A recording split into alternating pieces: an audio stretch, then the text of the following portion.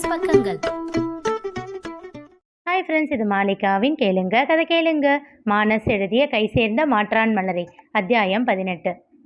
அன்று மும்பை மாநகரில் கதிரவன் மெல்ல தன் சோம்பலை விடுத்து நித்திரையிலிருந்து எழுந்து விட்டான். கொஞ்சம் கொஞ்சமாக நகரத்தின் பரபரப்பு அதிகமாகிக் கொண்டு இருந்தது. 2 வயது சேரன் இன்னும் பள்ளி செல்ல ஆரம்பிக்கவில்லை. கோதையின் இடுப்பில் எப்போதும் போல் அடைக்கலமாகி இருந்தான். குமரனை தயார் செய்து பள்ளிக்கு அனுப்பி வைத்துவிட்டு வந்து சேரனை வாங்கி கொண்டாள் இளமதி. சத்தியமூர்த்தி பையில் தன் துணிகளை எடுத்து வைத்து கொண்டிருந்தார். அவர் அருகில் வந்து நின்றார் கோதை. ரீச் ஆனதும் கால் பண்ணுங்க, நீங்களே சமைச்சு சாப்பிடுங்க, வெளியில் கண்டதையும் வாங்கி சாப்பிடாதீங்க, புரிஞ்சுதா? அவர் அதட்டிலும் ஒளிந்திருந்த அக்கறையில் புன்னகைத்தார். கல்யாணமான நாளில் இருந்து நாம் 2 பேரும் பிரிஞ்சு இருந்ததே இல்லை. எல்லாம் உன் பையன் பண்ணுற வேலை. நான் இங்கேக்கும் கோயம்புத்தூருக்கும் அலைஞ்சிக்கிட்டு இருக்கேன். உங்களை யார் மாமா அலைய சொன்னா? அவர் தான் உங்களை வேலையை விட்டுட்டு இங்கேயே வந்து இருக்க சொல்கிறாரே. அது சரி, அதுக்குள்ளே எனக்கு எதுக்கு ரிட்டையர்மெண்ட்? இன்னும் எனக்கு அவ்வளவு வயசு ஆகலை மருமகளே. இப்போ விட்டால் கூட 4 பேரை அடித்து போடுவேன் என்று தன் புஜங்களை தட்டி கூறினார். அவர் கையில் அடித்து போதும் போதும் என்றார் கோதை. நம்ம பசங்களை விட எது முக்கியம்? சரி சரி, சின்னதாக சிரித்தாள் இளமதி. மாமா, நீங்கள் அப்படியே அத்தை கூட ரொமான்ஸ் பண்ணிக்கிட்டு இருங்க. நான் போய் அம்மா ரெடி ஆகிட்டாங்களான்னு பார்த்துட்டு வரேன். மதி, ஒரு நிமிஷம் நில்லு. என்ன அத்தை? அம்மா என்ன விஷயம் பேச வந்தாங்க? எதுக்கு நீ அவங்க வாயை அடைச்சி வச்சிருக்க? அப்படியெல்லாம் எதுவும் இல்லை அத்தை. மதி, என்னை ஏமாத்தணும்னு நினைக்காத. நீ முதல்ல என் பையன் கூட பைக்கில் வந்து இறங்கினப்பவே உன் முகத்தை பார்த்து உனக்கு அவனை பிடிச்சிருக்குன்னு புரிஞ்சுக்கிட்டவன் நான். அதனால தான் உங்கள் கல்யாணத்தை தைரியமாக நடத்தினேன். நேற்றும் உன் முகத்தை பார்த்து ஓரளவுக்கு கண்டுபிடிச்சேன். அருள் வேண்டாம்னு சொல்ல அவனை பிடிவாதமாக வெளியில் இழுத்துக்கிட்டு போனதுக்கு காரணம் உன் அம்மா தானே? இளமதியின் முகம் திகைப்பை காட்டியது. உங்கள் அம்மா நேரில் வருவாங்கன்னு நீ எதிர்பார்க்கல இல்லை?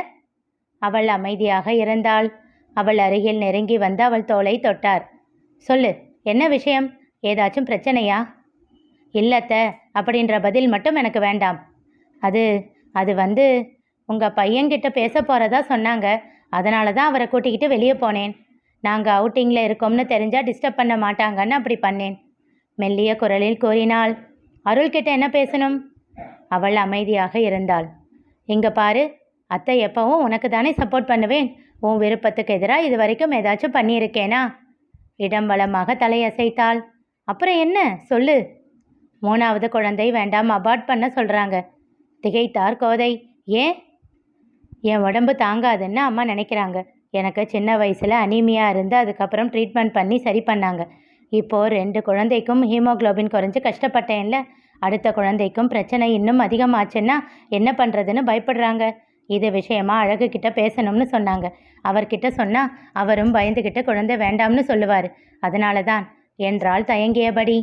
உன் உடம்புக்கு ப்ராப்ளம் வரும்னா அதை ஏன் செய்கிற மதி? இந்த 2 குழந்தை பிறந்தப்போ உங்கள் அம்மா தான் உன்னை பார்த்துக்கிட்டாங்க. அதனால் அவங்களுக்கு தான் உன் உடம்பை பற்றி நல்லா தெரியும். அப்படி இருக்கும்போது ஏன் அவங்க பேச்சை மீறுற? இல்லை அத்தை, உங்கள் பையனுக்கு பெண் குழந்தைன்னா ரொம்ப பிடிக்கும். அவரோட ஆசைக்காக அத்தை. அதை கேட்டு இருவருமே திகைத்தார்கள். சரி, இதுவும் பையனா போயிட்டா என்ன பண்ணுவ? இல்லை அத்தை, இந்த தடவை கடவுள் என்னை ஏமாற்ற மாட்டார். நிறைய வேண்டுதல் வச்சுருக்கேன். என் அழகு ஆசைப்படுற மாதிரி பெண் குழந்தை தான் வேணும்னு. சரி, பையனா போயிட்டா என்ன பண்ணுவேன்னு கேட்டேன். அவள் கண்கள் கலங்கிவிட்டன. விரக்தியான புன்னகையோடு கூறினாள். என்ன பண்ண முடியும் அத்தை? என் மேலே இவ்வளவு காதலை வச்சிருக்கிற என் அழகுக்கு அவர் ஆசைப்பட்டதை கொடுக்க முடியலையேன்ற வருத்தத்தோடு இந்த குழந்தையோட நிறுத்திக்குவேன். பைத்தியமா நீ? ஆண் குழந்தையோ பெண் குழந்தையோ அதை தீர்மானிக்கிறது ஒரு பொண்ணு இல்லை, பையன்தான். படித்த பொண்ணுக்கு இது கூட தெரியாதா? புன்னகைத்தாள் இளமதி. அத்தை, நான் எம்எஸ்சி ஜெனட்டிக்ஸ் படித்த பொண்ணுன்னு நீங்கள் மறந்துட்டீங்களா? எனக்கும் நீங்கள் சொல்கிறது தெரியும். ஆனால் இந்த குழந்தைய வேண்டாம்னு அபார்ட் பண்ணிட்டா எனக்கு வாழ்க்கை பூரா உறுத்திக்கிட்டே இருக்கும். ஒரு வேளை இந்த குழந்தை பெண் குழந்தையாக இருந்திருக்குமோன்னு என் மனசில் நெருடல் இருந்துக்கிட்டே இருக்கும். நாங்கள் எதிர்பார்க்காம உருவான குழந்தை இது. ஆனால் எதிர்பார்ப்போடு காத்துக்கிட்டு இருக்கேன். ப்ளீஸ், அம்மா தான் என்னை புரிஞ்சுக்க மாட்டேங்கிறாங்க. நீங்களாச்சும் புரிஞ்சுக்கோங்க அத்தை. அவள் கன்னம் பற்றி உச்சி முகர்ந்தார் கோதை. உன் மனசுக்கு ஏற்றபடியே நடக்கும், கவலைப்படாத. அம்மா கிட்ட நான் பேசி புரிய வைக்கிறேன், சரியா? சட்டென்று அவரை அணைத்து அவர் கன்னத்தில் முத்தம் வைத்தாள் இளமதி.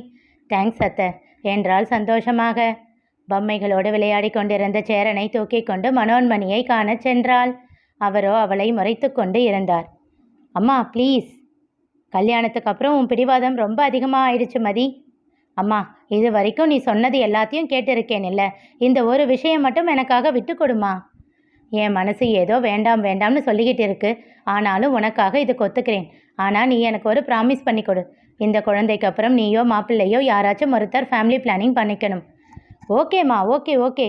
மகிழ்ச்சியாக அவர் கன்னம் கிள்ளி முத்தம் வைத்தாள். உன் உடம்ப பத்திரமா பார்த்துக்கோ, அண்ணி பார்த்துக்குவாங்க தான். இருந்தாலும் நீயும் கொஞ்சம் ஜாக்கிரதையாக இரு. முதல் 2 குழந்தைக்கும் உன்னை நான் கூட்டிக்கிட்டு போயிட்டேன். இப்போதான் நீ அதுலேயும் வேண்டாம்னு பிடிவாதமாக இருக்கியே. அம்மா, அப்போது மதுக்கரைக்கும் கோயம்புத்தூருக்கும் தூரம் கம்மி. அதனால் அவர் வந்து வந்து போய்கிட்டு இருந்தார். இப்போ என்ன பண்ணுவார்? அவர் கஷ்டப்படுவாருமா. அவளை ஏளனமாக பார்த்தார் மனோன்மணி. எப்பவும் பழிய அவர் மேலே போடுறதே உனக்கு பழக்கமாக போச்சுடி. அவரை பார்க்காம உன்னால் இருக்க முடியாதுன்னு ஒத்துக்கோ. சச்ச, யார் சொன்னா? முகம் சுருக்கி அவள் கேட்க, நம்பிட்டேன்டி, நம்பிட்டேன் என்றார் சின்ன முறைப்போடு. அவளோ பார்வையை சேரனிடம் மாற்றிக்கொண்டாள். சிறிது நேரத்தில் சத்தியமூர்த்தியோடு கிளம்பினார் மனோன்மணி. உடம்பு பார்த்துக்கோ என்று மீண்டும் இளமதியிடம் சொல்லிவிட்டு அவளை உச்சி முகர்ந்தார். எத்தனை தடவமா சொல்லுவ? என்னடி பண்ணுறது, எனக்குன்னு இருக்கிறது நீ மட்டும்தானே. அத்தை, ஏன் நாங்கள் எல்லாம் இல்லையா? அருள் கேட்க புன்னகைத்தார் மனோன்மணி. இருக்கீங்க தான் மாப்பிள்ள. ஆனால் இந்த நிமிஷம் வரைக்கும் நான் உயிரோடு இருக்கிறதே இவளுக்காக மட்டும்தான். என் பொண்ணுக்கு அப்புறம்தான் எனக்கு எல்லாருமே என்றார் கலங்கிய விழிகளோடு. அவள் விழிகளும் கலங்கிவிட்டன. இன்று சமையலறையில் நின்று வேலை செய்து கொண்டிருந்த வதனியின் பின்னே சென்று அவளை அணைத்தான் சேரன். Good morning aunty. அவன் அணைப்பில் ஒரு நொடி சிலிர்த்தவள் குட் மார்னிங் சேரா என்றாள் புன்னகையோடு. பட்டு எழுந்துட்டாளா ஆண்டி? இன்னும் இல்லையே. அவன் தலையை கலைத்து கொஞ்சியவாறு கூறினாள். இன்னும் இல்லையா என்றவனின் முகம் வாடிப்போனது. ஆமாம், நீ என்ன சீக்கிரமாக எழுந்துட்ட? இது சீக்கிரமா?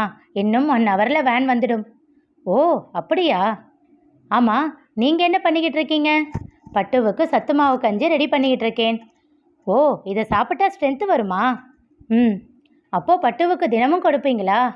அப்பப்போ கொடுப்பேன். இது எப்படி செய்கிறது?